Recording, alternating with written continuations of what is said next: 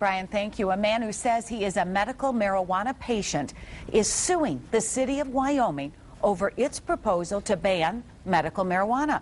So how will the city defend itself, and where will the money come from? 24-hour News 8's Tony Tagliavia is in studio with us now to fill us in on that. Tony? Susie, we asked the mayor if he thinks taxpayers will end up on the hook for much of the court costs. I don't believe they will. Okay. Anything? And as mayor, I'm not going to allow that to happen. How exactly? Mayor Jack Poll says costs will depend on how vigorously the city of Wyoming decides to fight the suit.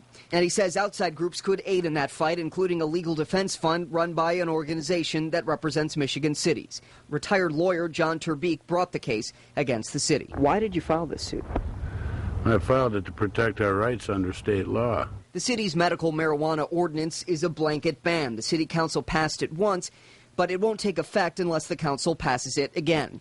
Turbeek, who says he's a registered medical marijuana patient, says the ordinance is vague and overly broad. He says it goes against the state's voter-approved medical marijuana law, and Turbeek says it violates the constitutional right to ballot initiatives in Michigan. Poll says he hasn't yet seen the suit, so he can't comment on the arguments, but he says the state's marijuana law leaves many unanswered questions. I don't think it was thoroughly investigated. I think it got to in my opinion, got to the people too soon before all the details were ironed out. And the mayor says the state law doesn't give law enforcement the proper tools to deal with the impact. The number one thing is safety of our residents.